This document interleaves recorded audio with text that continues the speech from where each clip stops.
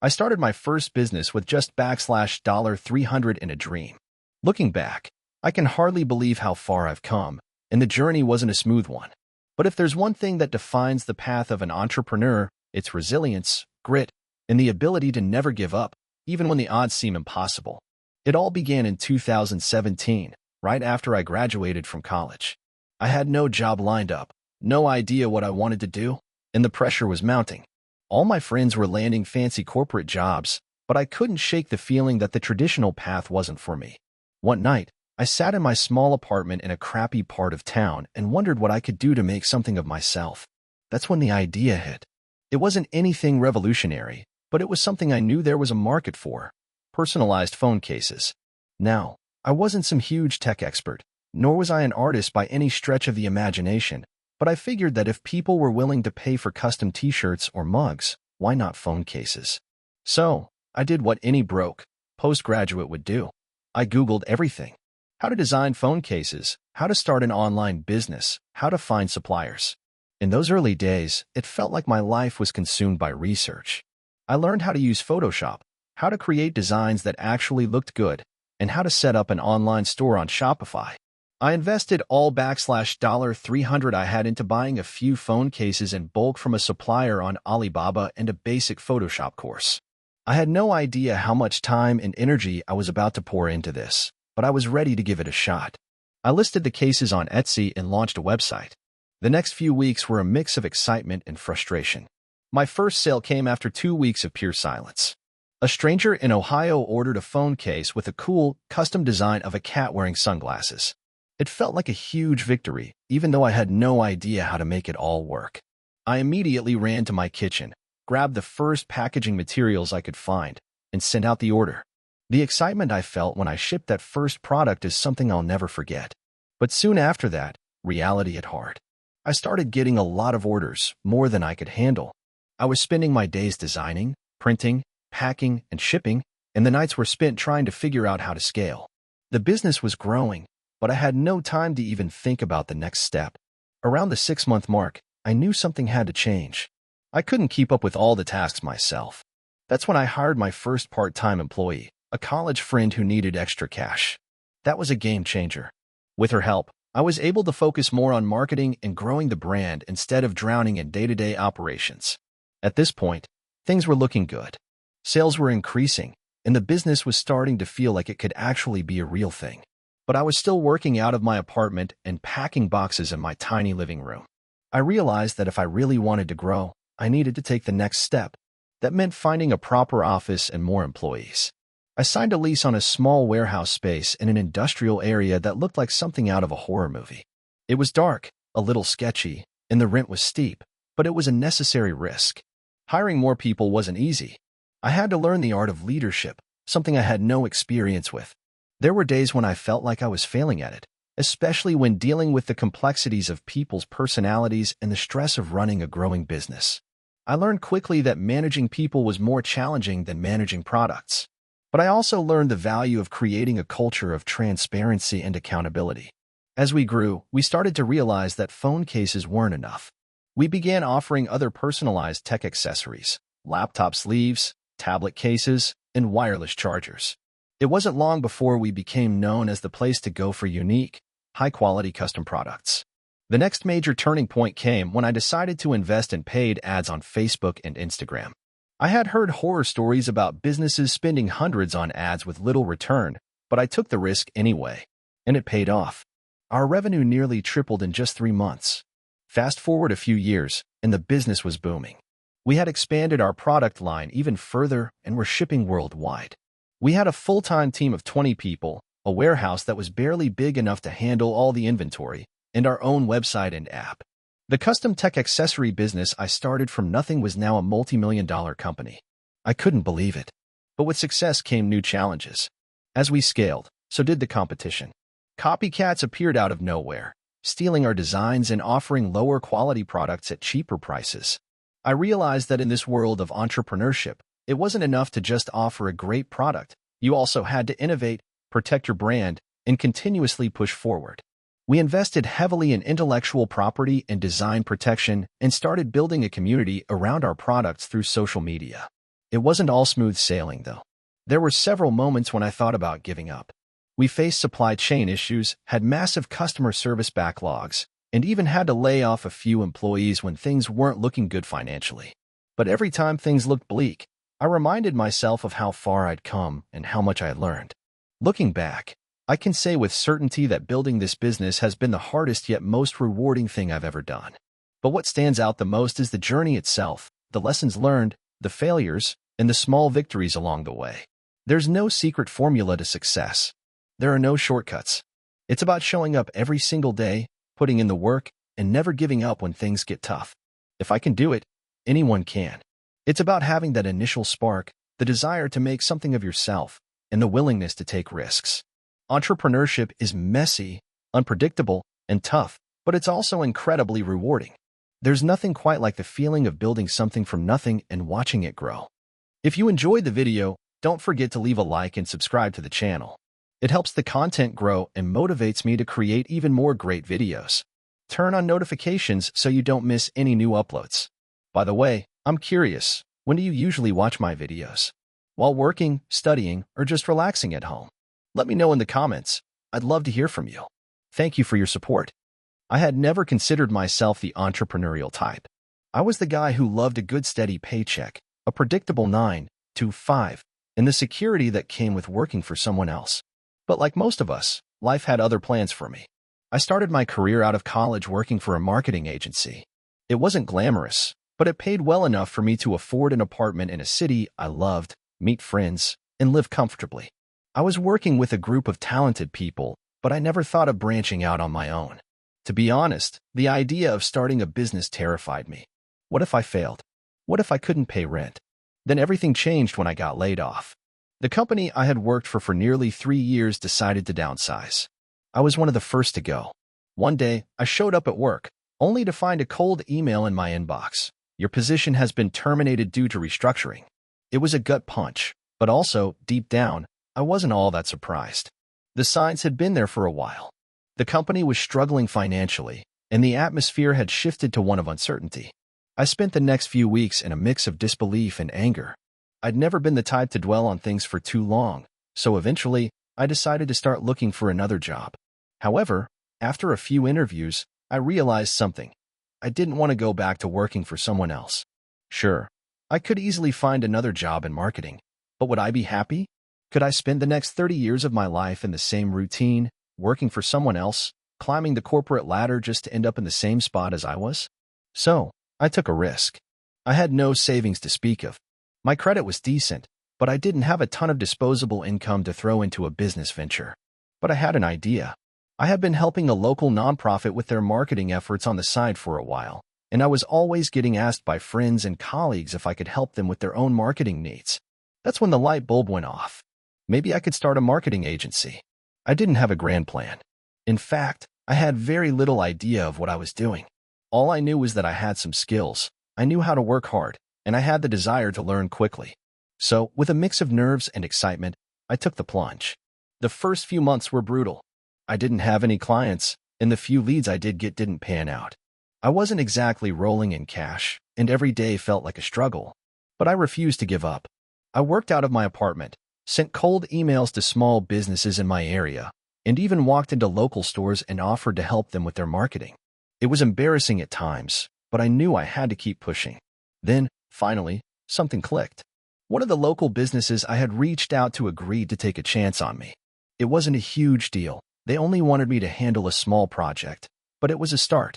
From there, things started to snowball. I finished the project ahead of schedule and exceeded their expectations. That turned into a few more clients. Slowly but surely, I started building a small client base. But here's where things got interesting. I had spent the first few years of my career learning about marketing from the inside, but I had never learned how to run a business. I didn't know how to handle finances, manage a team, or even set my prices correctly. I made a lot of mistakes. Early on, I undercharged for my services, desperate for any business I could get. I was overworked and overwhelmed, burning out because I was trying to do everything myself. The learning curve was steep, and at times, it felt like I was sinking. One of the biggest challenges I faced was setting boundaries with clients. In the beginning, I was so desperate to keep everyone happy that I said, yes to every request, even when it wasn't in my best interest. Clients would ask for last-minute changes, and I'd stay up all night to get it done. I would bend over backward to make sure everything was perfect, but that meant I was undervaluing myself and my time. It wasn't sustainable. I was at a crossroads. I could either keep going down this path and continue to struggle, or I could take a step back and get serious about building a real business. That's when I decided to invest in myself. I took courses on entrepreneurship and business management. I reached out to mentors who had experience in the field and asked for advice. I joined networking groups and started surrounding myself with other entrepreneurs who were going through similar struggles.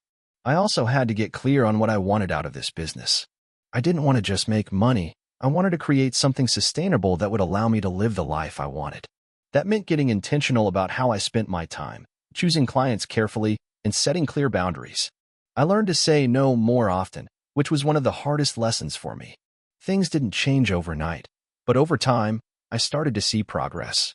I raised my prices and attracted higher quality clients. I began outsourcing tasks that weren't in my area of expertise, like graphic design and web development, and focused on what I was really good at. The business started to grow. Fast forward a few years, and my agency is now doing better than I ever could have imagined. I have a small but talented team, and we work with clients from all over the country. I've learned to manage finances, hire the right people, and run a business that allows me to have a flexible lifestyle. I've been able to take vacations without stressing about work, and most importantly, I'm no longer living paycheck to paycheck. The journey has been tough. There were days when I wanted to give up, when I felt like I was failing. But looking back, I wouldn't trade it for anything. The most rewarding part of this journey has been proving to myself that I could do it. I may have started out terrified and unsure of myself, but now I'm confident in my ability to take risks and make things happen. If there's one piece of advice I would give to someone considering taking the entrepreneurial leap, it's this. You don't need to have everything figured out before you start. In fact, you never will. But if you're willing to work hard, learn from your mistakes, and keep pushing forward, you can build something amazing. It won't be easy, and there will be setbacks along the way, but the rewards are worth it. And most importantly, trust yourself. You've got this. I started my business with $500 and a dream to create something that would change the world. This is how I went from living paycheck to owning a company that now does over $10 million in revenue annually. It's been a roller coaster ride, and here's the story of how it all began. In my early 20s, I was stuck in a job I hated. I worked at a call center, trying to sell insurance to people who didn't want it. I was miserable, but I had bills to pay and no real sense of direction. I had a passion for technology and problem solving, and I'd always dreamed of creating something, but I didn't know what that something was. I started thinking about the problems I encountered in my own life and in the workplace. One of the most frustrating things for me at the time was how difficult it was to keep track of personal finances. I had tried all sorts of apps, but nothing really seemed to work the way I wanted it to. They were either too complicated or too simple. So, I started toying with the idea of building an app that could make financial management easier for people like me, millennials who weren't great with money but wanted to get better. The idea stuck, and I began researching how to make this dream a reality.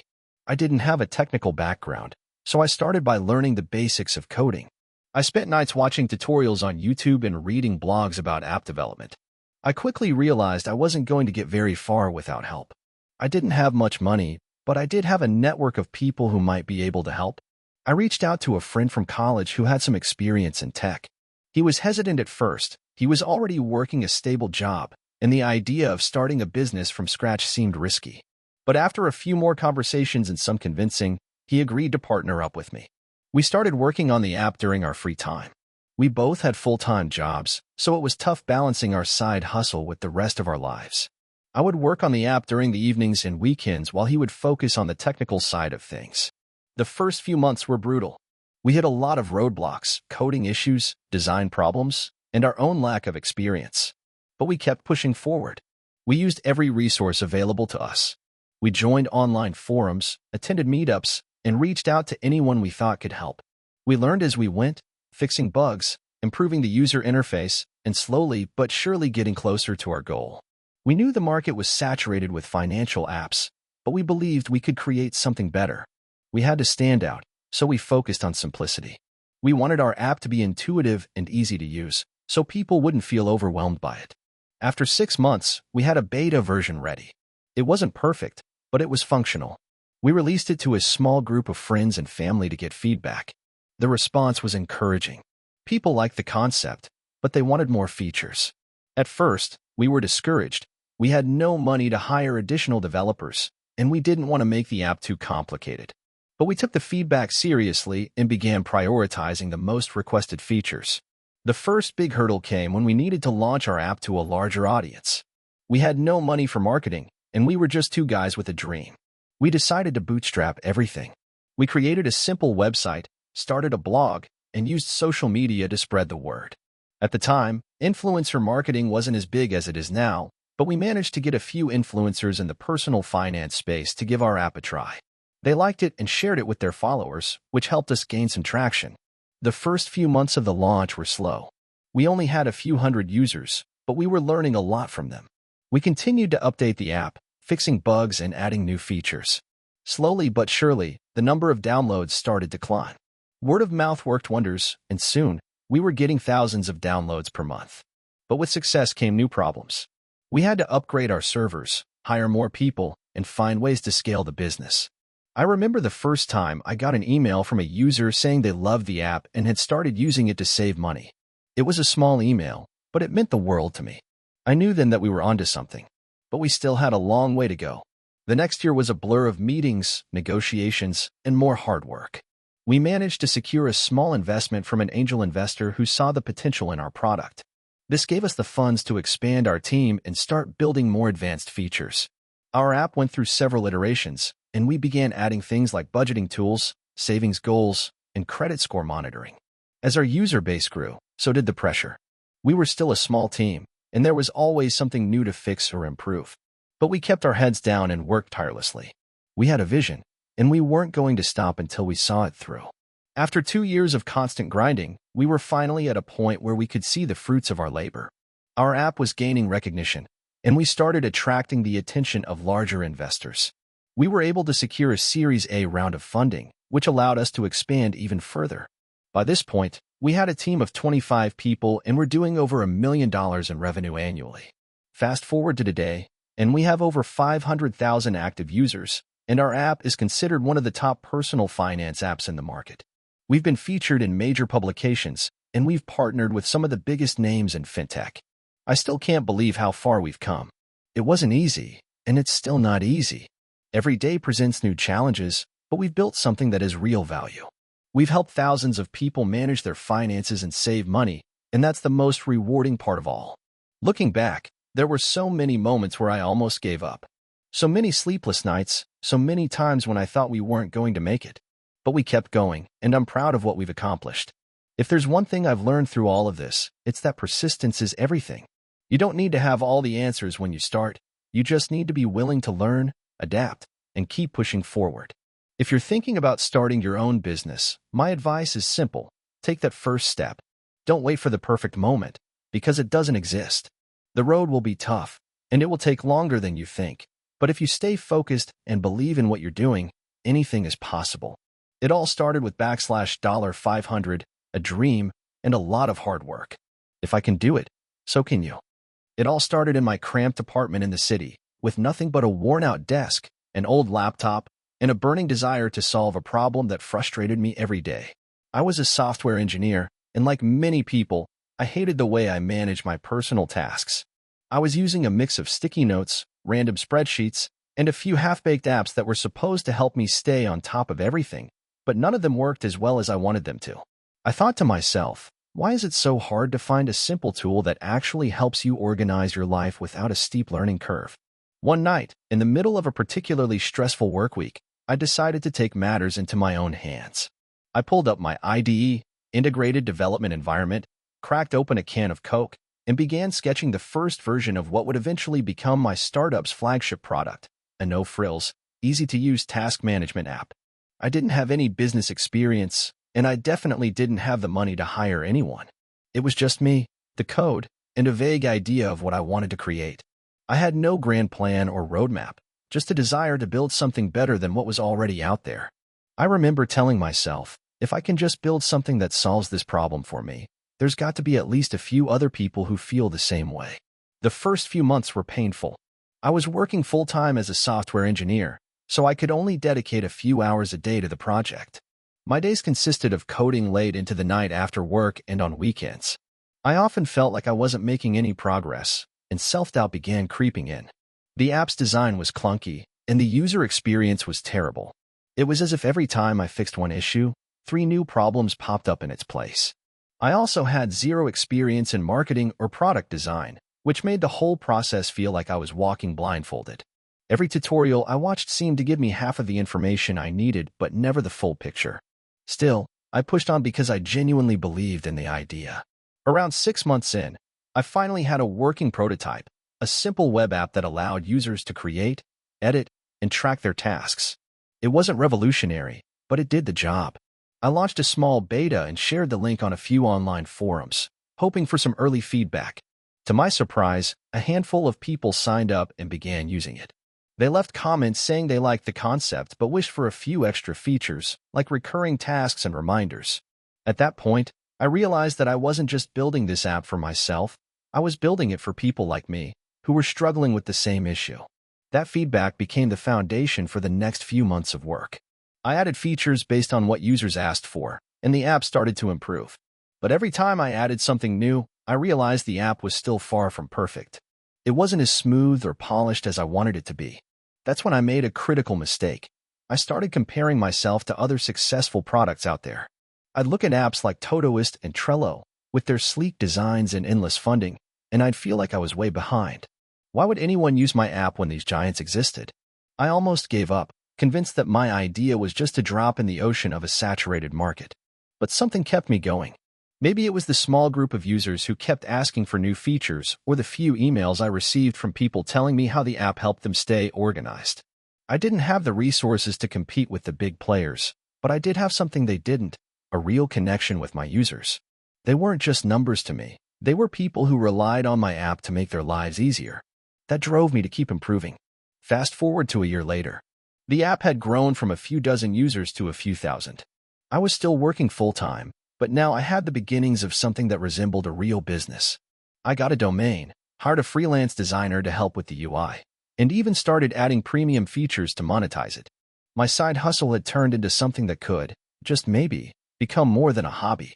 The turning point came when I integrated a feature that allowed users to share tasks and collaborate on projects. This was a game changer, and word of mouth spread like wildfire. People who loved the app were now telling their friends about it, and the number of signups shot up. It was around this time that I decided to quit my job and go all in on the startup. Of course, that decision wasn't easy. I had no safety net, no guaranteed income, and no experience running a business. But I was tired of working for someone else and wanted to see if I could make this work. I took the leap, rented a tiny office space, and threw everything I had into marketing, improving the product, and finding new ways to attract users. The next 2 years were a whirlwind. There were sleepless nights, countless iterations, and more failures than I care to admit. I tried running ads on Google and Facebook, but my return on investment was dismal. I tried partnerships with influencers, but none of them panned out. I even launched a premium subscription, but the uptake was slower than expected. But there was one thing that kept me going: the growth. Even though things weren't perfect, the app was growing consistently. More users, more feedback, and more opportunities to refine and improve. I learned to embrace failure, realizing it wasn't the end, it was just part of the process. Then, one day, out of the blue, I received an email from a larger tech company that had been following my progress for months. They wanted to acquire my startup. At first, I thought it was a prank, but after a few calls and negotiations, the offer turned into something real. They saw potential in my app, and they wanted to integrate it into their platform. Long story short, after months of back and forth, I sold the company for a multi-million-dollar sum. I was overwhelmed, both with the excitement of the sale and the realization that my dream had come true. I had built something from nothing, failed countless times, but kept pushing forward. It wasn't just a win for me. It was a win for every user who had believed in my app and every mistake I had learned from along the way. In the end, it wasn't the big investors or the fancy office space that made the difference. It was the relentless pursuit of a simple idea, the willingness to fail, and the determination to make something that solved a real problem for people. I've been wanting to share my story for a while now. It's not your typical get-rich-quick tale, but more of a hard, gritty climb.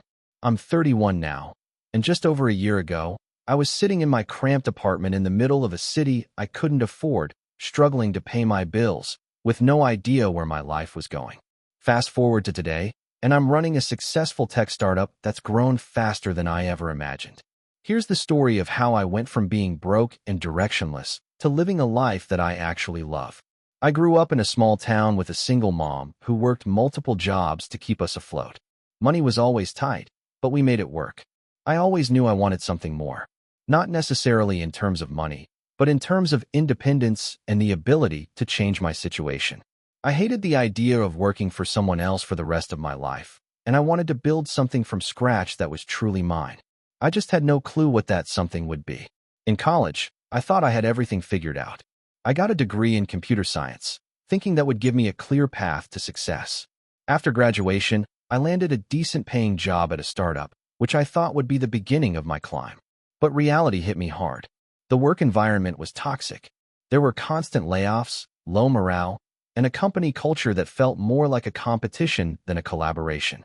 I hated it, but I stuck around because, well, I didn't want to fail. But after 2 years, I was laid off. I was crushed.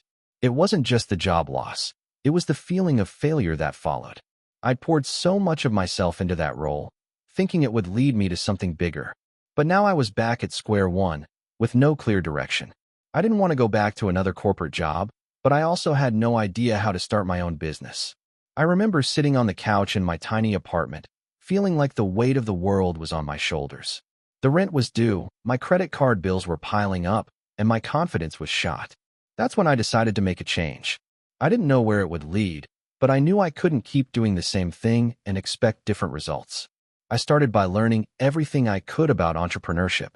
I binge-read books, watched interviews with successful entrepreneurs, and listened to podcasts during my daily commute. One thing that kept popping up in every story was how important it was to focus on solving a real problem. That's when the idea for my startup came to me. I'd always had a passion for technology and saw firsthand how inefficient many industries were when it came to adopting new software. One of the things that frustrated me the most at my previous job was how companies were constantly investing in tools that didn't integrate with each other, creating more work and frustration. I thought, what if I could create a platform that helped companies streamline their operations by integrating their existing software? I had no idea how I would build it or how I would fund it, but I was determined to give it a shot. I spent the next few months developing the first version of the platform. I had zero money to hire a team, so I taught myself everything I could about coding, UI/UX design, and product development. It was exhausting, and there were plenty of times when I doubted myself. There were also times when I seriously considered quitting, but I kept pushing through. I wasn't sure if this was going to work, but I knew I had to try. After what felt like an eternity, I finally had a working prototype. Now, I had to figure out how to get people to use it. I didn't have any investors, and I definitely didn't have a network to fall back on. I decided to start small. I reached out to a few friends in the tech world, offering them a free trial in exchange for feedback. Slowly but surely, word began to spread. People started seeing the value in the platform, and I started getting paying customers. The first few months were tough. I was still living paycheck to paycheck, trying to juggle my startup and a part-time job to pay the bills. I often worked late into the night, trying to improve the platform, respond to customer inquiries, and keep everything afloat. I'll admit, there were times when I wanted to quit and go back to something safer. But every time I got an email from a customer saying how much they loved the platform, it fueled me to keep going. Eventually, I was able to quit my part-time job and focus entirely on the business. That was one of the hardest decisions I've ever had to make. I was still operating at a loss, and I wasn't sure if I could make it. But I knew I had to bet on myself. Over time, things started to improve. We added new features, scaled up the product, and started getting more attention from larger companies. I secured my first round of investment from angel investors who believed in my vision, and that allowed me to hire a small team. One of the biggest lessons I've learned is that success is not linear. There were days when I felt like everything was falling apart, and other days when everything seemed to click into place. Every small win helped me build momentum, but the setbacks were just as important. They taught me resilience and the importance of constantly learning. Entrepreneurship is not about avoiding failure. It's about learning from it and using it as fuel to keep going. Another crucial lesson I learned was the importance of surrounding myself with the right people. When I first started out, I thought I had to do everything myself. But as the business grew, I realized that I needed to trust others and build a team that could support me. My team has been instrumental in the success of the company, and I can't emphasize enough how important it is to have people who share your vision and can help you execute it. Now, I'm not saying I'm living the perfect life. There are still challenges. I'm still learning, and the company is far from perfect. But looking back at where I started, I can't believe how far I've come. I've gone from being stuck in a job I hated to building something that I'm proud of, and that makes a real impact on businesses. It's been a long, hard journey, but I wouldn't trade it for anything. To anyone who feels stuck or like they're failing, my advice is simple. Keep going. You will face obstacles, and it won't be easy. But if you keep learning, stay persistent, and surround yourself with people who believe in you, you'll get there. Success doesn't happen overnight, but with grit and determination, you can achieve more than you ever thought possible. So this is the story of how I turned my life around and built a business from scratch. It wasn't easy, and I didn't have any special resources or connections. Just a lot of persistence, some luck, and learning from my mistakes along the way. It's not a rags to riches story, but it definitely feels like a personal victory. A few years ago, I was in a really bad spot. I was 28, living in a small apartment in a city I couldn't afford, barely scraping by on a mediocre salary. I had just left my first job after college and had failed to land something better. To be honest, I was feeling pretty hopeless. I had tried a few small side hustles before, but they never gained traction. I thought maybe I just wasn't cut out for entrepreneurship. I remember thinking, maybe I'm just meant to be stuck in a job like this forever. Then one day, something clicked. I was working at a coffee shop, listening to the usual clinking of mugs and quiet hum of the espresso machine, and I overheard a conversation between two customers. One of them was a small business owner, and they were talking about how they had just expanded their company and how much work it took to get to that point. At first, I thought it was just another person bragging about their success, but the more I listened, the more it made sense. They weren't talking about instant success. They were talking about the hard work that had been put in day after day, the failures they had faced, and the times they had almost given up. It clicked for me. Success in business wasn't about being lucky or having the perfect idea. It was about persistence and learning from your mistakes. That night, I went home and did something I hadn't done in years. I pulled out my old notebook, the one that had been gathering dust for months, and started writing. I wasn't sure what kind of business I wanted to start, but I had this feeling that I could at least try again. I started jotting down ideas. I came up with dozens, everything from a digital marketing agency to a home cleaning service to a custom t-shirt business. Each one sounded better than the last, but none of them really sparked a fire in me. Then, out of nowhere, I had an idea. It was random, maybe even a little silly, but it felt right.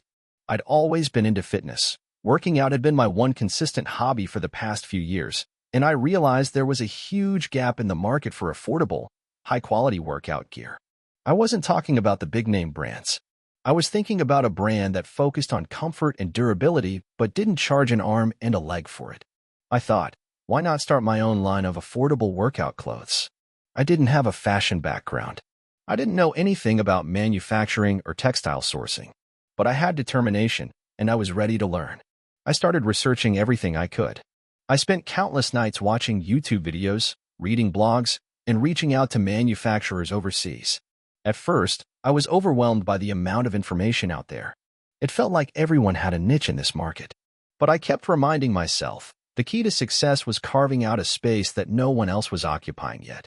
The first few months were brutal. I had to teach myself basic e-commerce skills, which were harder than they seemed. I didn't have the money to hire experts, so I learned about Shopify, website design, SEO, and digital marketing on my own. I even learned how to do basic graphic design so I could create my own logos and promotional materials. I didn't sleep much, but I was motivated. Eventually, I secured a deal with a manufacturer to create a small batch of workout clothes.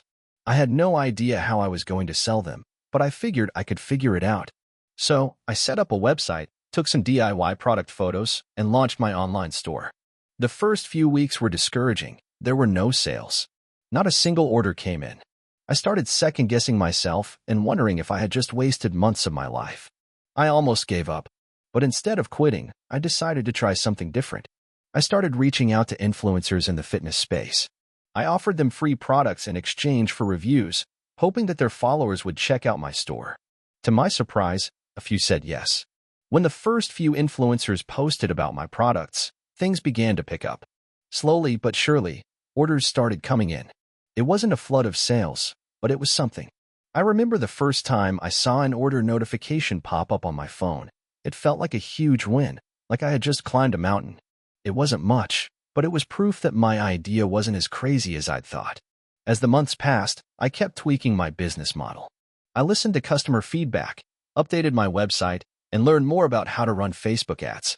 I reinvested every penny I made back into the business to improve my product, marketing, and operations. The growth was slow but steady. I wasn't raking in cash overnight, but I was finally seeing progress. A year into the business, things started to get serious. I moved from my tiny apartment to a more affordable, spacious place. I had hired a small team to help with customer service and fulfillment. I wasn't rich by any means, but I was making enough money to sustain myself and reinvest in the business. I had gone from struggling to make rent to having a legitimate business, and it was all thanks to persistence and learning from my mistakes. Looking back, I realized that success in entrepreneurship is rarely about a perfect idea or a flawless execution. It's about resilience, adapting to challenges, and constantly learning. I'm still far from being a big-name brand, but I built something that I'm proud of. I no longer feel stuck. And even though the journey has been a roller coaster, I wouldn't change a thing. So if you're someone who's thinking about starting a business but feels unsure, I get it. You're not alone. It's hard, and it's not going to happen overnight. But if you keep at it, keep learning, and stay focused, you can create something for yourself. I did it, and so can you. I've been an entrepreneur for most of my life, but I've never shared my full story before. It's been a wild ride, full of failures, lessons, and moments of triumph that honestly still feel surreal. I wanted to tell you about how I started from nothing, built a successful business, almost lost it all, and then found my way back in a way I never imagined. I think it might help someone out there who feels stuck or is thinking about taking the leap. It's not glamorous, it's not a fairy tale, but it's real. Here's my journey. Back in 2010, I was in my late 20s, living in a small apartment in a city that wasn't really my city. I had just dropped out of college, something I thought I'd never do. I was studying business management, but the more I sat in class, the more I realized that sitting in a room listening to people who had never run a business in their lives just wasn't going to teach me what I needed to know. So, I quit. My parents weren't thrilled. To be honest, they were devastated. I grew up in a pretty traditional family, and my dad especially was all about the idea of a degree leading to a real career. I spent the next few months bouncing around with odd jobs, waiting tables, tutoring kids, anything to make rent. I didn't have a plan, but I had an idea. Ever since I was a kid, I loved gadgets, electronics, and anything that made life a little easier. I had this idea to start a website that reviewed tech gadgets, phones, laptops, smartwatches, all of it. At the time, there weren't a lot of good resources out there that really broke down the pros and cons of the latest gadgets in a way that was easy to understand. I saved up a few $100 to get a domain and web hosting. I had zero experience in web design, marketing, or anything business-related. I knew how to write reviews because I had been writing about tech for fun on forums, so I figured I could at least do that. I spent late nights working on the website, designing it poorly. Looking back, it was a mess, and writing reviews for products I could barely afford to buy. I was doing everything myself: SEO, content creation, outreach to companies for product samples, and trying to grow a small audience. The first few months were discouraging. I had barely any traffic, no income, and no real idea of how to make this thing work. But then, something clicked. I decided to focus on building a community, rather than just putting out reviews. I started posting on Reddit and other forums, answering questions about products, offering honest advice, and trying to be genuine. Slowly, people started noticing the site. My traffic increased, and so did my credibility. Fast forward to 2012, and I was starting to make a small income from affiliate marketing, about $1,000 a month. It wasn't much, but it was enough to keep me going. I was living frugally, and every dollar I made went back into the business. I hired a freelancer to help with the design, and I brought on a few contributors to write articles. By the end of 2013, my income had grown to about $5,000 per month, and I felt like I was finally starting to see the fruits of my labor. But then, in 2014, everything started to crumble. I had been so focused on growth that I ignored the fundamentals of running a business. I didn't keep proper financial records. I didn't have a clear plan for scaling. I had hired people, but I didn't have the processes in place to manage them effectively. I didn't know how to handle the legal side of things, like taxes and contracts. And worst of all, I didn't have an emergency fund. In late 2014, Google changed its algorithm. My site's ranking plummeted overnight. Traffic was cut in half, and my income followed. I tried everything to get back on top, hiring SEO experts, redesigning the site, creating more content, but it was like trying to put out a fire with a garden hose. Nothing worked. By 2015, my business was on life support. I was running on fumes with a huge amount of debt and very little to show for it. I didn't want to admit it to myself, but I was ready to give up. The pressure was unbearable, and I felt like I was letting everyone down, my family, my employees, and even the small community I had built around the site. But then something strange happened. One night, I sat down with my business partner, who had joined me in 2013, and we had a heart-to-heart. We talked about the failure, but also about the things we had learned. We realized that we didn't want to quit. Instead, we started looking for ways to pivot and reinvent the business. We decided to go back to our roots and focus on creating high-quality, in-depth content that could genuinely help people. We also started creating a more diverse revenue stream, moving beyond affiliate marketing to include sponsored posts, consulting, and even launching our own product line. It was a risk, but we were willing to take it. The next few years were slow and painstaking, but we gradually clawed our way back. We revamped the website, made it mobile-friendly, a big deal at the time, and re-engaged with our audience through email newsletters and social media. In 2017, we launched our first product, a small tech accessory that was surprisingly well received by our audience. It wasn't a huge success, but it was enough to show us that we could build something beyond just content. By 2019, we were a completely different company. We had diversified our income streams, built an email list of hundreds of thousands of subscribers, and started to scale in a way we had never done before. The business was profitable again, and for the first time in years, I could breathe a little easier. Now, in 2025, we are a seven-figure business with a team of over 20 people. We've expanded into new areas like software, and we're continuing to grow, but I'll never forget where we came from. It wasn't easy, and there were moments where I thought I'd lose it all, but those struggles are what taught me the most valuable lessons. Focus on your audience, adapt to change, and never give up, even when the road gets rocky. Looking back, I'm proud of what we've built, but I'm even more proud of how much I've learned along the way. The entrepreneur journey isn't about instant success. It's about perseverance, continuous learning, and adapting to the times. I've made mistakes, but each one has been a lesson. And now, I feel like I'm finally on the path I was meant to be on.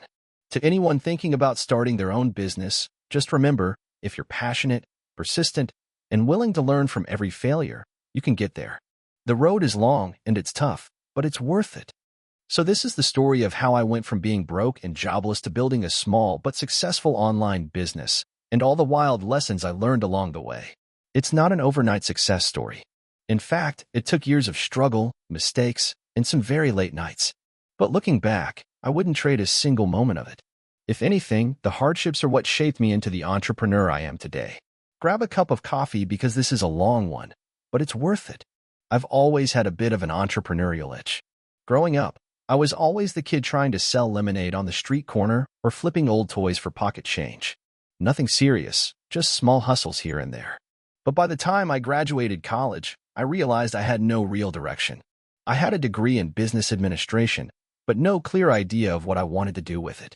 I landed a job at a corporate office right out of school, working in marketing. It wasn't glamorous, but it paid the bills. I remember sitting at my cubicle, doing my thing, watching the clock, and counting the hours until 5 p.m. But every time I closed my eyes, I couldn't shake the feeling that I was meant to do something else, something bigger. That's when I started dabbling in side hustles. First, I tried dropshipping. I'd seen people making money online by selling products they didn't even have in stock.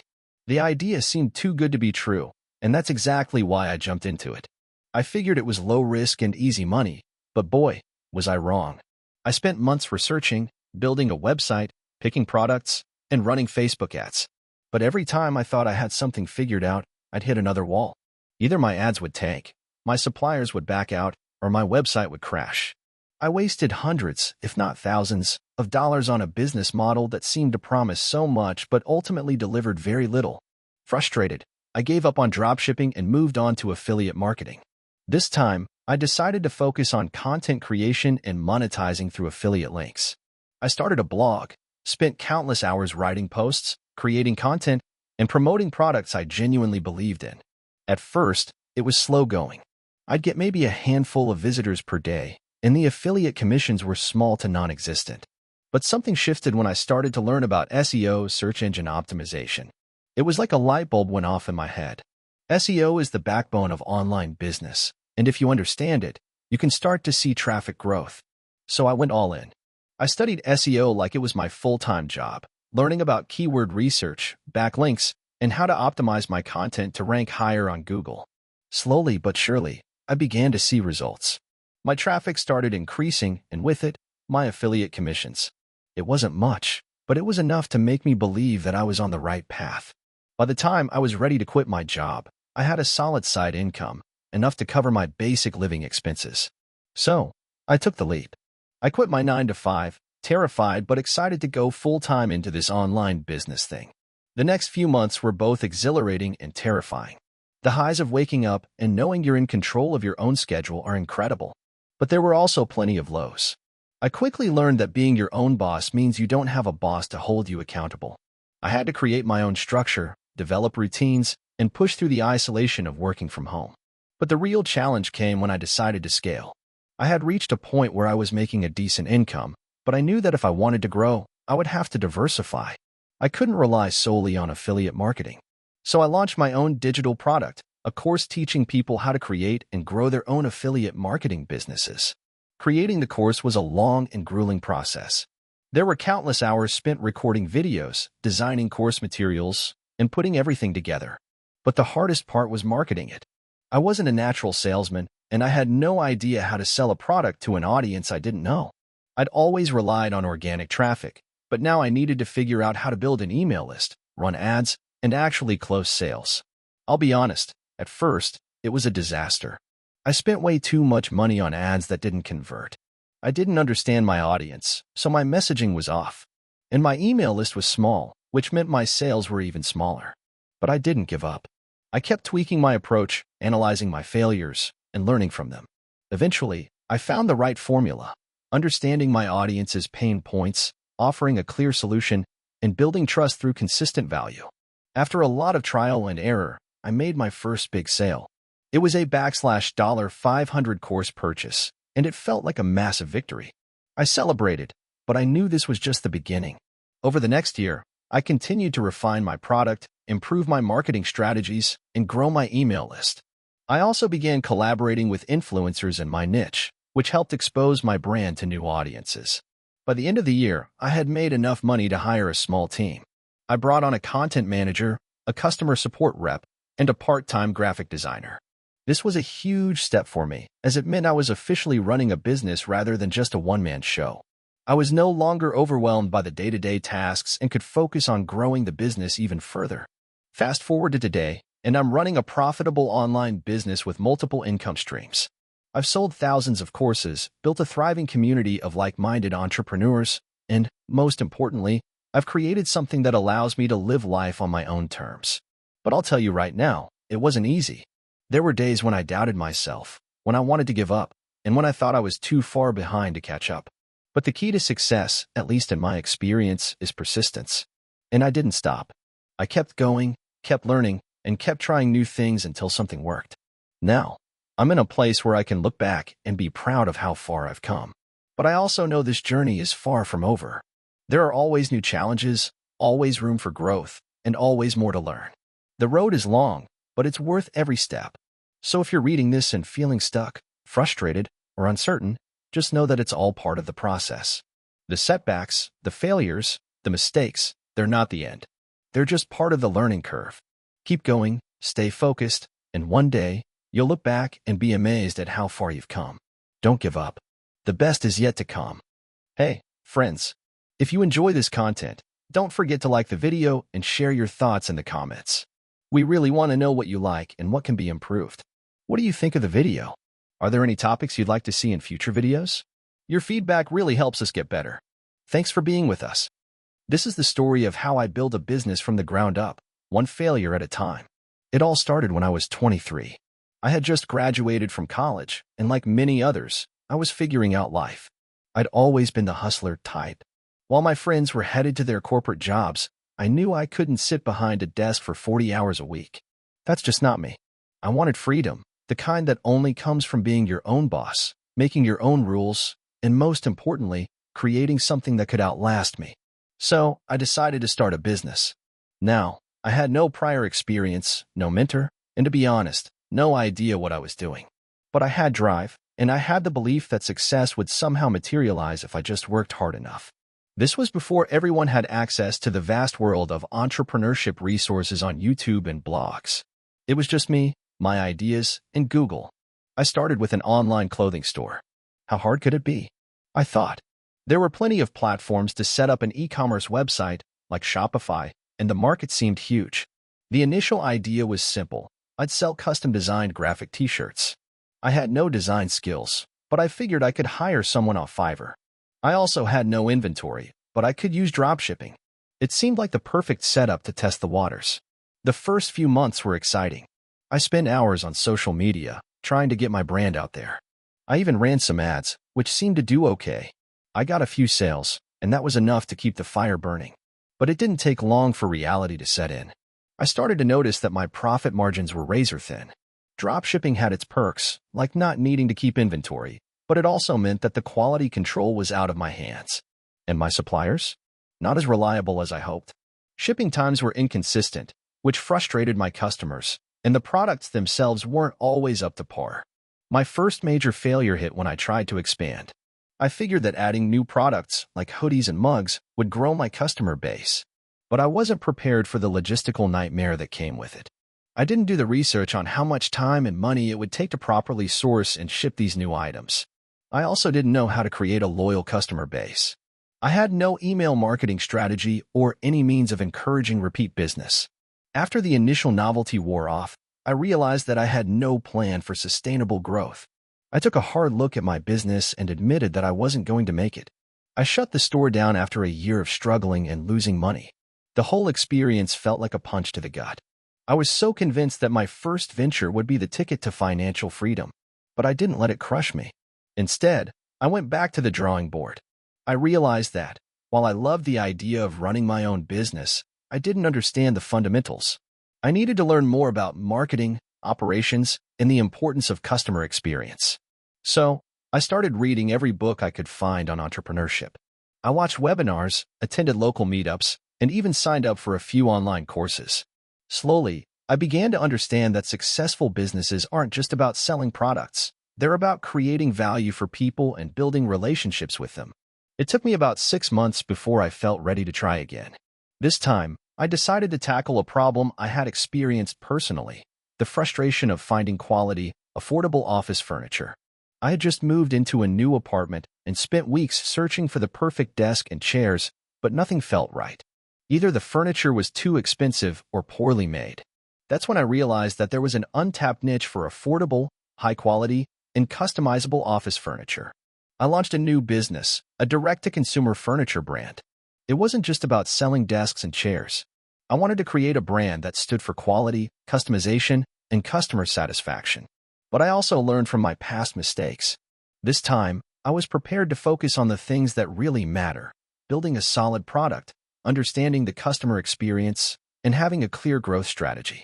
I spent months researching manufacturers, designing furniture that was both functional and stylish, and ensuring that I had reliable suppliers. I also invested in building a beautiful, easy-to-navigate website and focused heavily on branding. I wanted customers to feel like they were buying more than just furniture. They were investing in a lifestyle. The hardest part, however, was marketing. I had no huge budget for paid ads, so I had to get creative. I started small, using social media to build a community. I posted relatable content about home office setups, productivity tips, and even shared behind-the-scenes moments of the business. Slowly, people started to take notice. I also partnered with influencers in the home decor and office productivity space. These were small, but passionate communities, and their endorsement helped build my brand's credibility. Sales didn't explode overnight, but I started seeing a steady increase in revenue. More importantly, customers were leaving glowing reviews. The pieces were coming together. But success still didn't come easy. I faced numerous challenges along the way, like dealing with shipping delays, managing customer complaints, and navigating supplier issues. I even had to pivot the product line a few times. But the key difference this time was that I was prepared for failure. I knew that setbacks were part of the process, and I had developed the mindset to keep pushing forward. 2 years into this second venture, things really started to take off. I was no longer working out of my tiny apartment, and the business had grown to the point where I could hire a team. We expanded into new product categories, and I made sure to keep the customer experience at the forefront of everything we did. Eventually, my brand became well-known in the office furniture niche, and I even received offers from larger companies interested in acquiring the business. But by that point, I was in love with what I had built. I wasn't ready to sell. I had learned that it wasn't about the quick win. It was about building something that lasted. Looking back, I can't believe how far I've come. I've made so many mistakes along the way, but each failure has taught me something valuable. If I could go back and tell my younger self anything, it would be this: it's okay to fail. Just make sure you learn from each mistake, stay adaptable, and never give up. Entrepreneurship isn't easy, but if you have the passion, grit, and willingness to improve, you can create something truly amazing. And so, after almost 4 years, I'm living the dream. I get to work with a team that shares my vision, and I've built a company that not only supports me financially but also gives me the freedom I always wanted. I grew up in a small town where nothing much ever happened. People worked the same jobs, lived the same lives, and retirement seemed like the final destination for everyone. But from an early age, I knew I didn't want that. I didn't want to settle for mediocrity. I wanted more. I wanted to create something of my own. What that was exactly, I didn't know, but I could feel that pull every time I looked at the local businesses around town. Most of them were old-school shops that had been passed down through generations, but I couldn't shake the feeling that there was something missing. I wanted to build something different, something that could last. It was during my college years that I had my aha moment. I was sitting in a lecture on economics, one of the few classes I actually enjoyed, when I heard about the rise of e-commerce. This was 2010, and Amazon was already well established, but the idea of people buying things online instead of going to brick-and-mortar stores fascinated me. It sounded like the future. This was something I could get behind. I didn't have a lot of money at the time, but I did have a ton of ideas. I could see the potential of an online business and knew I had to dive in. The only problem was, I had no experience. Sure, I'd taken a few marketing courses, but they were mostly theoretical. I had never actually sold anything online, let alone started a company. The first thing I did was research. I spent hours reading articles, watching videos, and talking to anyone who would listen. At the time, platforms like Shopify and Etsy were starting to take off, and I thought, okay, I can do this. I decided I was going to sell handmade leather goods. Why? Because it seemed like a niche that hadn't been fully explored yet, and I had a deep love for craftsmanship. My father was a mechanic, and while he worked on cars, he always made sure to teach me about the value of creating things with your own hands. Leather was something that always stood out to me. It had that rustic, timeless quality. I went online, found a few suppliers for leather, tools, and stitching materials, and began making a few simple items like wallets, belts, and keychains. I didn't know the first thing about leatherworking, so I watched a ton of YouTube tutorials, and honestly, most of my first few attempts were a disaster. But I kept at it. I learned by trial and error, and soon enough, I had a small collection of products that I was proud of. Next came the challenge of setting up an online store.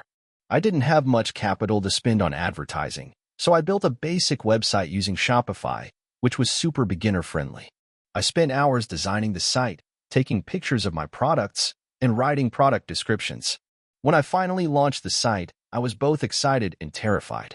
I remember refreshing the page every few minutes, hoping someone would buy something. After about a week of no sales, I started to lose hope. But then, something amazing happened. A stranger from halfway across the country bought a wallet. I couldn't believe it. It was my first sale. That feeling of getting paid for something you made with your own hands is something I will never forget. It gave me the confidence to keep going. But it didn't get any easier. My sales were slow, and I had to learn the hard way about the intricacies of e-commerce. I didn't understand SEO, social media marketing, or paid ads.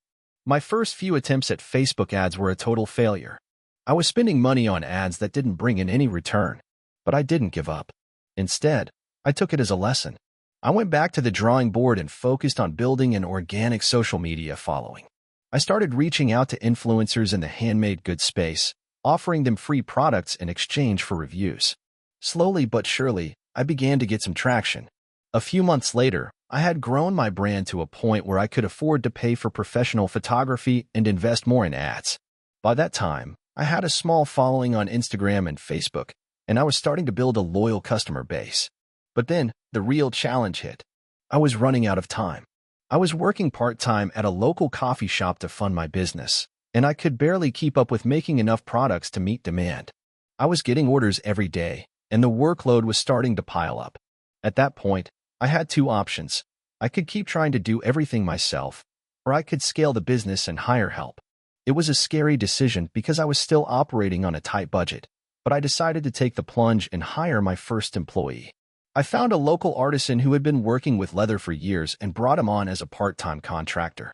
This allowed me to focus on growing the business rather than getting bogged down in production. With the extra help, I was able to increase my output and focus on expanding my product line. Things were going well for a while, but then I hit a plateau. My sales had leveled off, and I couldn't figure out why. I spent days analyzing everything: my website, my social media strategies, even my product pricing. It was around this time that I stumbled across a podcast about brand storytelling. The host talked about how important it was to connect with your audience on a deeper level, not just sell them a product. This hit me like a ton of bricks. I realized I had been focusing too much on the product itself and not enough on the story behind it. So, I decided to pivot. Instead of just selling leather goods, I started telling the story of each product, where the leather came from, the process behind crafting each piece, and the values that drove the business.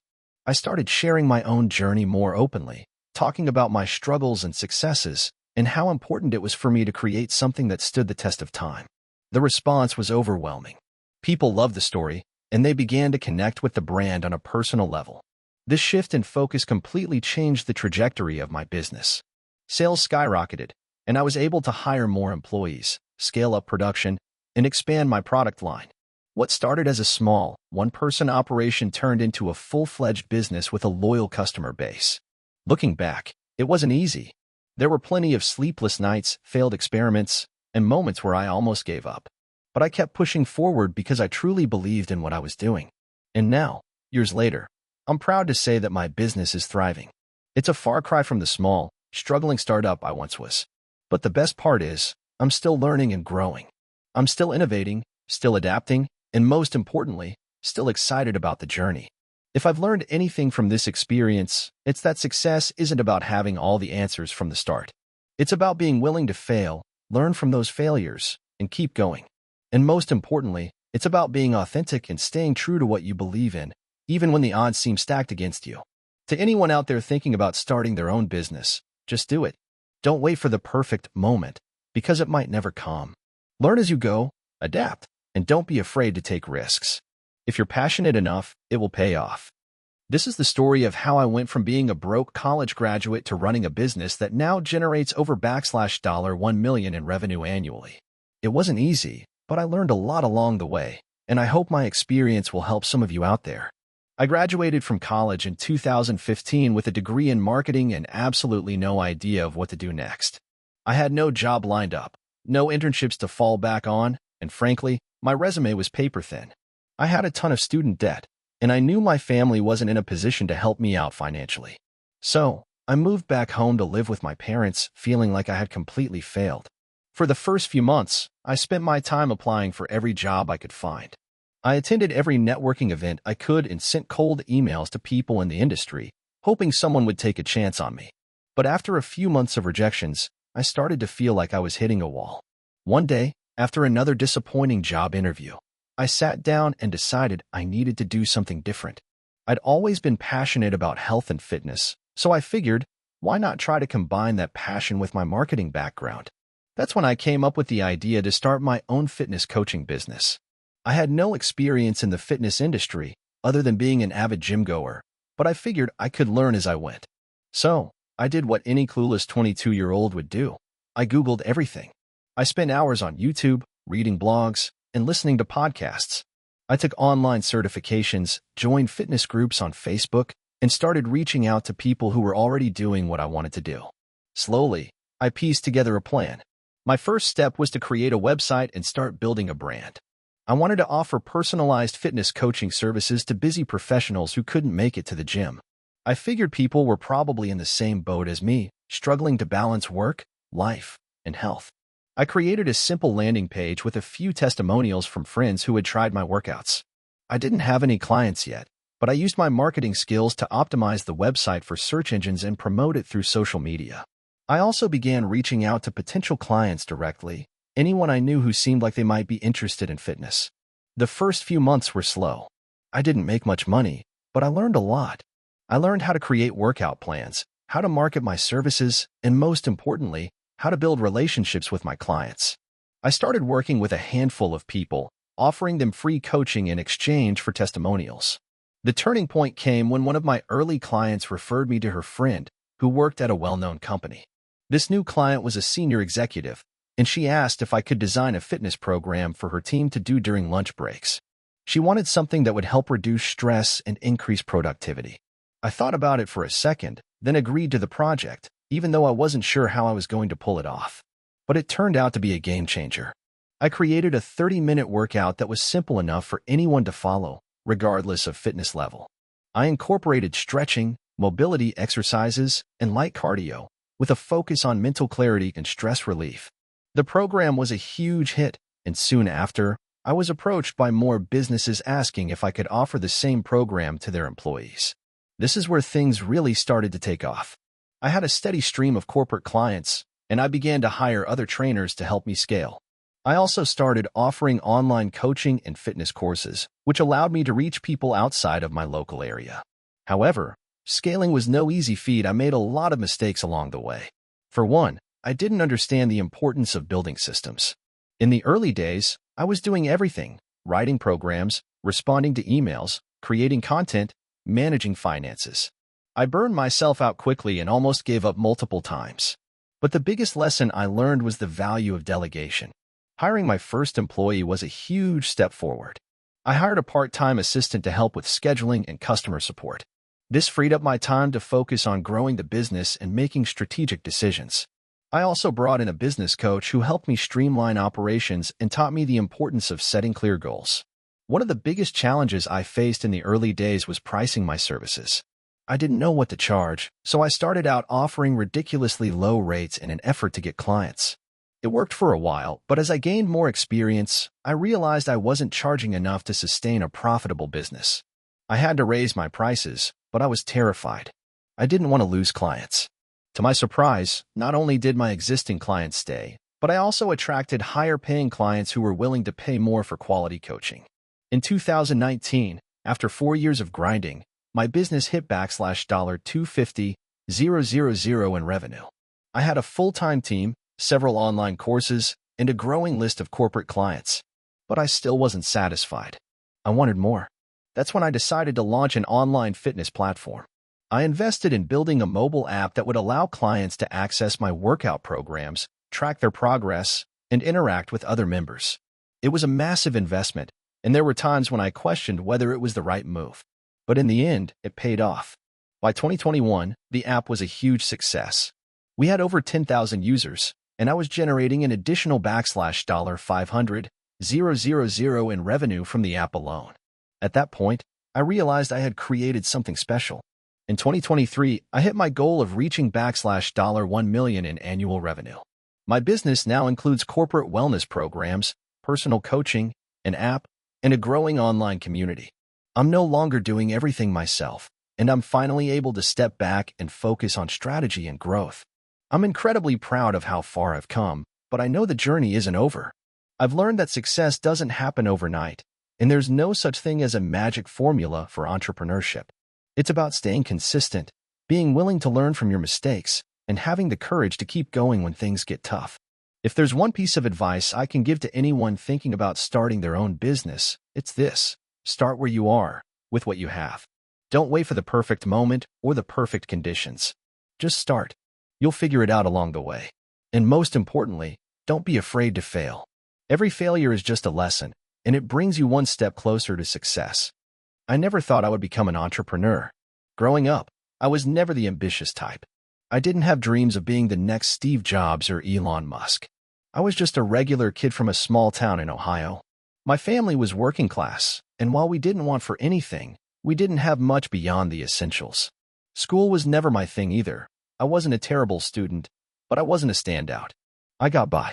At 18, I was barely scraping through high school, and honestly, I didn't have a clue what I wanted to do with my life.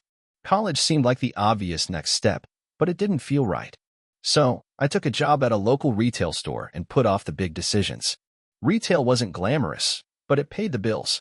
I spent my days folding clothes, restocking shelves, and assisting customers. It wasn't great, but it gave me a sense of stability, and at the time, that was enough. I wasn't content though. Every night after work, I'd scroll through Reddit or watch YouTube videos about successful entrepreneurs and businesses. I admired people who had built something from scratch. It seemed like a completely different world than my own. I remember watching a video about a guy who built a multi-million-dollar tech company in his garage, and I thought, maybe I could do that too. Of course, at the time, I had no technical skills, no business experience, and very little savings, but the idea stuck in my mind. Then one day, it happened, an opportunity. I had been working at the retail store for about a year when the company decided to bring in a new manager. His name was Dave, and he was completely different from the previous managers. He wasn't just a boss, he was a mentor. He was always encouraging us to think outside the box, to improve our skills, and to take ownership of our work. He saw something in me that I didn't even see in myself. One day, he sat me down and asked, "What's your dream job?" I was caught off guard. I hadn't really thought about it, but I knew I didn't want to stay in retail forever. "I don't know," I said. "Maybe something in marketing? I like the idea of helping businesses grow." He nodded thoughtfully. "That's a start. But think bigger. Do you want to work for someone else, or do you want to be the one calling the shots?" His words lingered in my mind long after our conversation ended. It was the first time anyone had asked me to think about being my own boss. I spent the next few weeks researching. I devoured books, podcasts, and articles about entrepreneurship. I realized that being an entrepreneur wasn't about having a genius idea from day one. It was about spotting opportunities, working hard, and adapting to change. I was inspired, but the practical reality of starting a business felt overwhelming. I had no experience, no capital, and no clear idea of what kind of business I could start.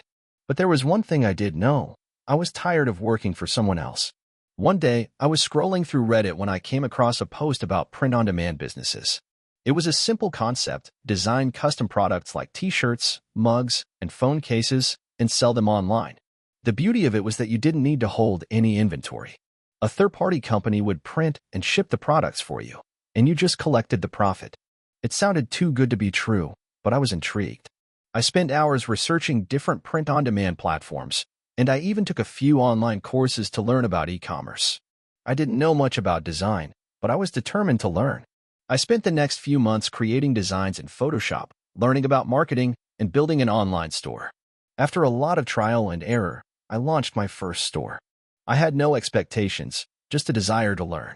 I started promoting my products on Instagram and Facebook, using free social media strategies. At first, there was little to no traffic. It was discouraging, but I kept pushing forward. I tweaked my designs, updated my product listings, and experimented with different marketing strategies. One day, I woke up to an email notification that I had made my first sale.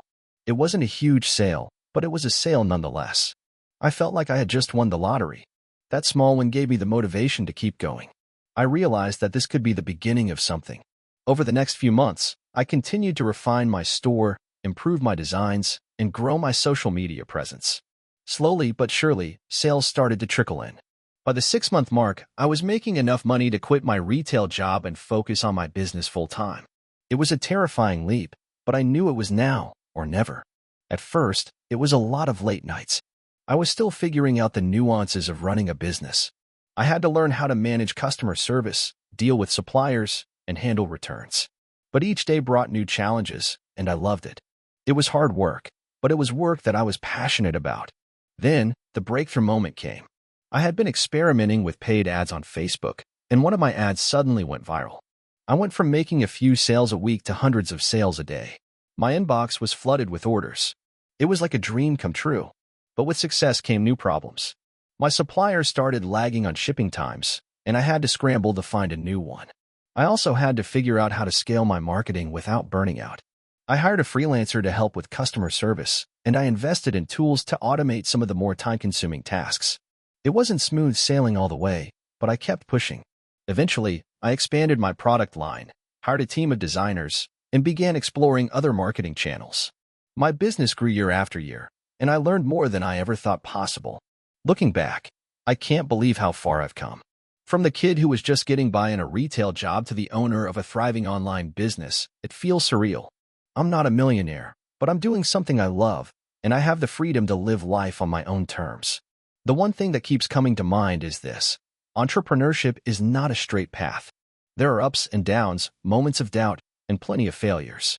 But if you keep going, if you're willing to learn, adapt, and hustle, you'll get there. It's not about waiting for the perfect idea or the perfect timing. It's about starting with what you have and making the most of it. And sometimes, just taking that first step is the hardest part. So, if you're reading this and thinking about starting your own business, know this: it's possible. It won't be easy, and it won't happen overnight.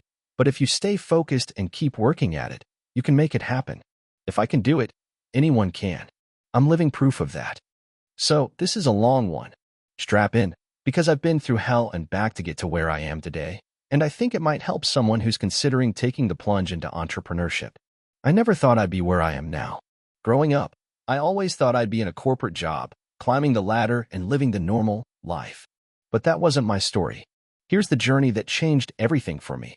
I'll start with where it all began, in a small town in the Midwest. I wasn't born into wealth or even a comfortable life. My parents worked hard, and we were your typical middle-class family. But I've always had an entrepreneurial spirit. I can remember being 12 years old and running small side businesses, selling homemade bracelets in school, offering to walk neighbors' dogs, and even trying to flip stuff I found at garage sales. I didn't realize it at the time, but that was when the fire was lit.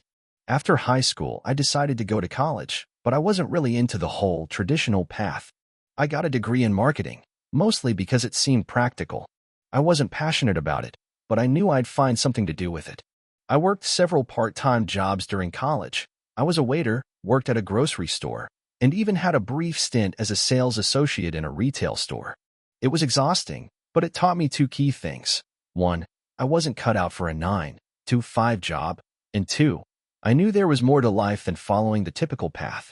After college, I landed a marketing job at a mid-sized tech company. It was a good job, with decent pay, benefits, and the whole shebang. But after a year, I realized something. I was miserable. I had this gnawing feeling that I wasn't fulfilling my potential. I felt like I was just going through the motions, doing the same thing every day, and watching the years tick by. One day, it hit me. I wasn't meant to be working for someone else. I had to do something for myself. So, I did the scariest thing I could think of. I quit my job without a backup plan. My friends thought I was crazy. My parents were furious. I didn't have a product, I didn't have investors, and I didn't even have a clear vision for what I was going to do. But I knew that I needed to take the leap. I moved back in with my parents for a while to save some money and figure things out. It was humbling, but I had no other choice. I spent the next 6 months diving deep into different business ideas. I considered everything: e-commerce, dropshipping, creating an app, even starting a food truck. But none of them felt like the right fit. Then, one evening, I was chatting with a buddy who was into fitness, and he mentioned how hard it was to find high-quality workout gear that wasn't overpriced. That conversation sparked something in me. I started researching the fitness industry, and I quickly realized there was a gap in the market for affordable, durable, and stylish workout apparel. The big brands were charging outrageous prices, and smaller companies didn't have the marketing muscle to compete. That was it. I knew what I had to do. I was going to start my own fitness apparel company. But, of course, things weren't that simple. I had no experience in manufacturing or design, and I had no idea how to build a brand from scratch. I spent months learning everything I could, watching YouTube videos, reading articles, and talking to people who had been in the industry. I reached out to manufacturers, negotiated deals, and spent hours sketching out designs. It was overwhelming, but I felt like I was finally doing something that mattered. At this point, I had a small savings fund from my time working in the corporate world, and I wasn't about to waste it. I took a risk and put it all into the business. I launched my online store with a small collection of workout gear, hoping that something would click. I remember hitting the publish button on my website for the first time. My heart was racing, and my palms were sweating. I had no idea if anyone would actually buy anything. To my surprise, people started purchasing. Slowly, but surely, I began getting some traction. The first sale was the most surreal feeling of my life. It wasn't much, just a pair of leggings and a tank top, but it meant the world to me. That first sale turned into 5, then 10, then 50. I started reinvesting every penny into inventory and marketing. I was working around the clock, nights and weekends, to grow the brand. Things started picking up, but not without their challenges. I had issues with suppliers, customer service headaches, and a website crash during a major sale. I lost sleep, and my stress levels went through the roof. But each problem I overcame felt like a small victory. With every challenge, I grew stronger and more resilient. I learned to solve problems quickly and to always look for solutions instead of dwelling on the setbacks. The real turning point came when I decided to focus on social media marketing. I knew that Instagram was a powerful tool for reaching fitness enthusiasts, so I poured all my energy into creating engaging content. I started sharing workout routines, motivational posts, and, of course, showing off my products. Slowly, I began building a following. I started collaborating with fitness influencers who helped spread the word about my brand. It wasn't easy, but it worked. The business began to snowball. Fast forward to today, and my fitness apparel company has grown into a multi-million-dollar business. I have a team of 10 people working with me, and we've expanded to offer a full range of products, from activewear to accessories. We've also opened a physical store in the city, and the brand has become a household name in the fitness community. But the journey hasn't been easy. There were countless sleepless nights, moments of doubt, and times when I thought about giving up. I had no idea what I was doing half the time, but I kept going because I believed in myself and my vision. I've learned more about business, marketing, and life in the past few years than I ever could have imagined. Looking back, I wouldn't change a thing. I took risks, I failed, and I succeeded. If you're thinking about starting your own business, my advice is this: don't wait for the perfect moment. There will never be one. You'll never have all the answers, and there will always be obstacles. But if you keep pushing forward, learn from your mistakes, and stay focused, you can make it happen. If you've read this far, thank you for letting me share my story. I hope it gives someone the courage to take that leap and start their own journey. It's tough, but it's worth it. This is the story of how I went from being broke and living in a cramped apartment to building a company that's now worth millions. The road was long, tough, and full of setbacks, but the lessons I learned along the way are things I carry with me every single day. I'm not saying I'm the smartest or the luckiest person, far from it. I just didn't give up. And I learned how to turn failure into opportunity. It all started in my early 20s. I had just dropped out of college after the second year, feeling completely lost. I had no direction in life and was working part-time jobs just to make ends meet. My parents were disappointed, and I wasn't sure what I was even working toward. One day, I got a job at a small local business, a mom-and-pop tech shop. The owner was an older man, and while he was kind, he didn't exactly mentor me. But he gave me a chance, and I appreciated that. The work was boring, just fixing computers, setting up networks, and answering phones. I learned a lot, but I knew this was not the life I wanted. I had an idea for a startup. It was a software idea that I believed could revolutionize the way small businesses handled their finances. At the time, there weren't many tools for business owners that were affordable and easy to use. Everything was either too complicated or too expensive. My idea was simple: build a user-friendly platform that could handle everything from invoicing to payroll. The idea was there, but the problem was that I had zero experience in building software. So I started doing research. Every night, after my shift at the tech shop, I'd go home and read as much as I could about programming. I didn't even know what a database was at first, but I was determined. After a few months of self-learning, I started to understand the basics of coding. I built a prototype of my software using open-source tools, which I then showed to a few friends who had businesses. They loved it, and I thought, okay, maybe this could actually work. Here's where it gets interesting. I didn't have any savings to invest in this idea, so I had to get creative. I took a second job as a barista at a local coffee shop, just so I could save enough money to buy a domain name and pay for some initial hosting. I spent hours coding in between shifts, barely sleeping. I knew I had to make this work. At the same time, I started reaching out to investors, asking them to look at my prototype. Most ignored me. A few were kind enough to tell me I had potential, but I wasn't ready. No one wanted to take a chance on a guy who had dropped out of college and didn't have much to show for it except a half-baked idea. Months passed, and I was getting discouraged. I was living paycheck to paycheck, barely keeping up with rent, and my friends kept telling me to get a real job. But deep down, I knew I couldn't stop. Then, something unexpected happened. A local tech conference was coming to town, and I thought, why not give it a shot? Maybe someone will like my idea. I scraped together enough money for the ticket, and the day of the conference, I put on my best shirt, grabbed my laptop, and went in.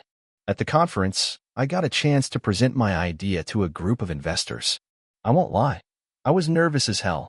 My hands were shaking, and I kept thinking I was going to mess up.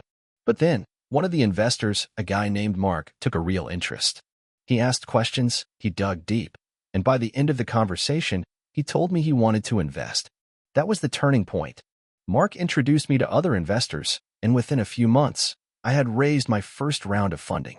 I was able to quit my part-time jobs and focus on building the business full-time. But even with the funding, the road wasn't easy. I didn't have a co-founder, so I had to wear every hat: coding, sales, customer support, marketing, you name it. I was working 80 to 90 hours a week. There were days when I thought about quitting because the stress was unbearable, but I kept pushing. Fast forward to 1 year later. We had launched a beta version of the software, and it was gaining traction. I'd been getting some good feedback from early users, and even though the product still had a lot of bugs, it was starting to feel like we had something special. But then, we hit a wall. We ran into some major technical issues. The software would crash unexpectedly, and we couldn't figure out why. Our customers were getting frustrated, and some of them began to leave. I remember one night, after dealing with an angry client, I sat at my desk, feeling utterly defeated. I was close to throwing in the towel. I thought, maybe this isn't the right path after all. But I remembered something a mentor once told me: if you can't solve the problem, find someone who can. I reached out to a friend I had met at a different conference who was an expert in software architecture. He agreed to help me for a small fee. Together, we spent weeks debugging the system, optimizing the code, and solving the issues. It was exhausting, but we did it. By the time we launched the final version of the product, the software was stable, user-friendly, and better than I ever imagined. We started gaining real traction: more users, more investors, more media attention. At that point, things started to snowball. We raised additional rounds of funding, hired a talented team, and expanded our product offering. Our revenue grew exponentially, and within 3 years, we were generating millions in revenue. Looking back, I realized that the biggest thing that helped me succeed was persistence. I didn't have a fancy education, a rich network, or a big safety net. What I had was a relentless desire to make my idea work. I failed hundreds of times, but I never let those failures define me. Each mistake was a lesson. Each failure brought me closer to success. Now, the company is a thriving tech firm with hundreds of employees and clients all over the world. But even as I sit at the top of a business I built from scratch, I still remember what it felt like to be broke, struggling, and uncertain of the future.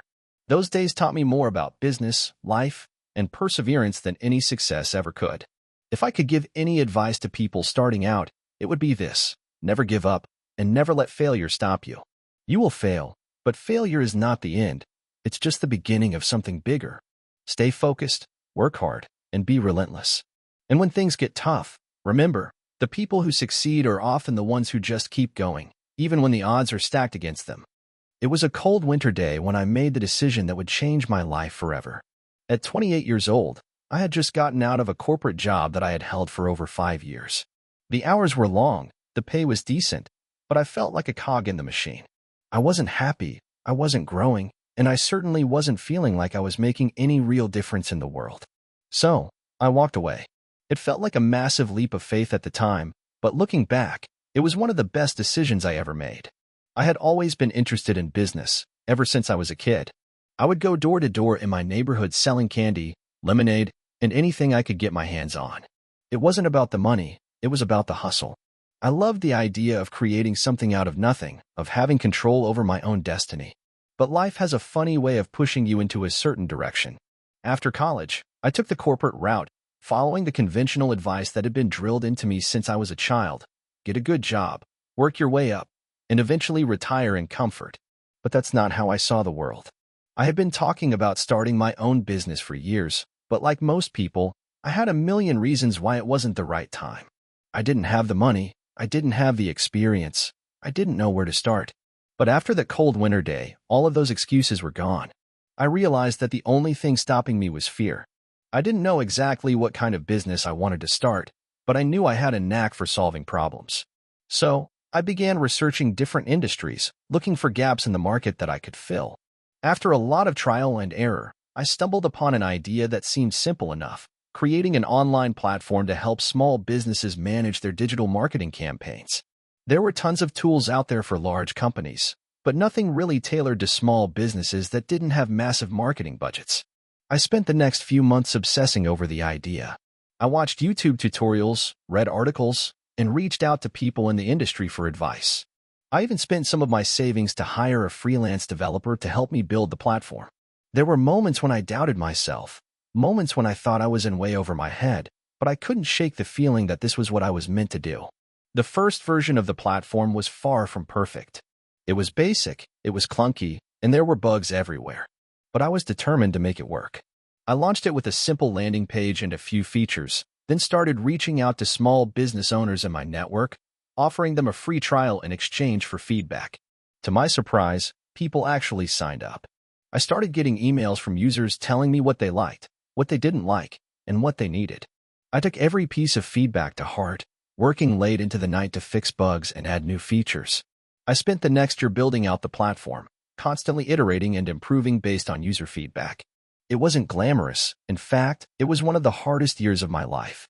I had to juggle the business with my personal finances, deal with the isolation that comes with entrepreneurship, and try to keep my mental health intact. There were days when I felt like I was on the verge of quitting, when I wondered if I had made a huge mistake. But I kept going, one small step at a time. Eventually, after months of hard work, the platform began to gain traction. More and more businesses were signing up, and I started seeing real revenue come in. It wasn't enough to quit my day job yet, but it was enough to feel like I was on the right track. I reinvested every penny back into the business, hiring more developers, marketers, and customer support agents to help me scale. The team I built was incredible. They believed in the vision, and together, we started to make a real impact on the small business community. Fast forward to today, and the company is thriving. We have hundreds of clients, a solid product, and a team of passionate individuals who are just as committed to the mission as I am. Looking back, I can hardly believe how far we've come. There were so many moments where I thought we wouldn't make it, but every obstacle we faced made us stronger. I've learned so much along the way, not just about business, but about myself. If I could offer any advice to someone just starting out, it would be this: don't be afraid to fail. The road to success is never a straight line. You will face setbacks, challenges, and moments of doubt. But the key is persistence. You have to keep going, even when it feels like you're getting nowhere. I know it sounds cliché, but the journey really is the reward. I'm not just talking about the financial success, but the growth, the lessons, and the relationships you build along the way. Building a business from the ground up is not easy, but it's worth it. If you're thinking about starting something, just do it. Take the leap. You'll never regret it. Today, I'm not just an entrepreneur. I'm someone who gets to wake up every day excited about what I'm building. I get to work with a team that shares my vision, and I get to make a real difference in the world, even if it's in a small way. And while the challenges haven't gone away, I now face them with the confidence that comes from knowing that I've overcome the toughest ones already. The cold winter day when I quit my job and decided to build something for myself feels like a lifetime ago. But it was in that moment that I chose to embrace uncertainty, to push past fear, and to take control of my future. If there's one thing I've learned, it's that the only way to succeed is to keep going, no matter how tough it gets. Looking back, I'm grateful for the struggles, the late nights, and the times I almost gave up. Without them, I wouldn't be the person I am today. And I'm more excited than ever about what the future holds. The road is long, but the journey is worth it. I never thought I'd be an entrepreneur. I always saw myself as someone who'd just work a 9-to-5 job, get a paycheck, and live a comfortable life. It wasn't that I was opposed to entrepreneurship. I just didn't think it was for someone like me. someone who didn't have a trust fund or a powerful network. But here I am, 6 years later, running a business that's making more money than I ever thought possible. It hasn't been easy, and there have been countless sleepless nights. The road to getting here wasn't some magical series of lucky breaks. No, it was a process filled with mistakes, learning curves, and more rejection than I'd care to admit. But that's what makes the success so sweet. Let me take you back to where it all started. I grew up in a small town in Ohio, the kind of place where everyone knows everyone and the biggest ambition is to graduate high school, get a stable job, and raise a family. My parents were working-class people, and they made it clear from an early age that I should aim for security. The idea of taking risks or going after something unconventional wasn't even on the radar. But as I got older, I realized I wasn't content with the idea of just getting by. I went to college on a scholarship for engineering. I figured it was a safe bet. Engineering jobs were always in demand, and there was a clear career path ahead. But once I graduated, I found out that all those engineering jobs I had heard about weren't exactly waiting for me. The competition was fierce, and every opportunity felt like a lottery ticket. So, I did what anyone would do, take an entry-level position that barely paid my rent, but at least gave me experience. I worked my first job in a cubicle. The clock ticked, day after day. I sat in front of a screen for hours, clicking through spreadsheets and attending mind-numbing meetings. The work wasn't difficult, but it wasn't fulfilling either. I felt like a cog in a machine. In the evenings, I would go home to an empty apartment, eat frozen pizza, and watch Netflix. The weekends would come, and I'd just be as uninspired as I was during the week. I wasn't miserable, but I wasn't living either. One night, I met up with an old college friend who had already started his own small business. He had been working as a freelance web designer for a few years, and he was doing well enough to live comfortably. We talked about the frustrations of corporate life, and he mentioned how much better it was to work for yourself. The idea sounded crazy to me. How could I possibly leave the security of a steady paycheck for something so unpredictable? But deep down, I felt a spark. What if I could do something for myself? What if I could create something from scratch? That conversation stuck with me. Over the next few months, I began doing what I'd never done before. I researched. I didn't just look up random business ideas, though. I specifically researched areas that interested me. One thing that stood out to me was the world of online businesses, particularly e-commerce. People were making serious money selling products online, and there seemed to be endless possibilities. But there was a catch. I didn't have any money to start a business. I'd always been terrible with personal finances. I had some student loan debt, a car payment, and rent. I didn't have the luxury of taking risks like some people did, but I wasn't ready to give up yet. I started by saving up what little I could from my paycheck. It wasn't much, but it was a start. I spent my nights reading about e-commerce, dropshipping, Amazon FBA, and anything else I could find. I learned about SEO, Facebook ads, marketing strategies, and how to build a website from scratch. It was overwhelming, but I was determined. After months of saving and learning, I had just enough to launch my first product, a custom phone case that I thought was unique and could sell well. The idea was simple enough. People love personalizing their things, and custom phone cases were a growing market. I set up an online store using Shopify, built a few social media pages, and started running some ads. I didn't know what I was doing, but I was learning fast. At first, things didn't go well. I didn't make any sales for the first couple of weeks. It was demoralizing, and I began to question whether I was crazy for quitting my job and jumping into this. But then, just when I thought about giving up, I got my first sale. I couldn't believe it. One sale, but it was a start. I reinvested that money back into advertising and started testing new designs and marketing techniques. Slowly but surely, things began to pick up. I kept tweaking my ads, improving my website, and finding ways to better target my audience. Sales were still slow, but I could see the potential. I kept going, even when I hit roadblocks. There were days when I thought about returning to my old job, but I kept pushing forward. After about 6 months, my sales began to grow. My business was still small, but I was making enough to cover my bills and reinvest in my business. I kept refining my process, and eventually, I started expanding my product line. I added different types of accessories and even began outsourcing some of the work to free up my time for marketing. It was a grind, but I was finally feeling the payoff. A year into my business, I made enough to quit my job. I took the plunge and never looked back. The freedom to set my own schedule, work on my own terms, and create something from nothing was worth the risk. By year 2, I was making a full-time income from my business, and I started hiring a small team to help me scale. But of course, just when I thought I had everything figured out, new challenges emerged. I faced more competition, supply chain issues, and changes in social media algorithms. There were countless times when I thought about quitting again, but I kept pushing forward. The road to success isn't linear, and that's something I had to accept. Fast forward to today, and my business is doing better than I ever imagined. I've expanded into multiple product categories, and I've built a brand that people recognize.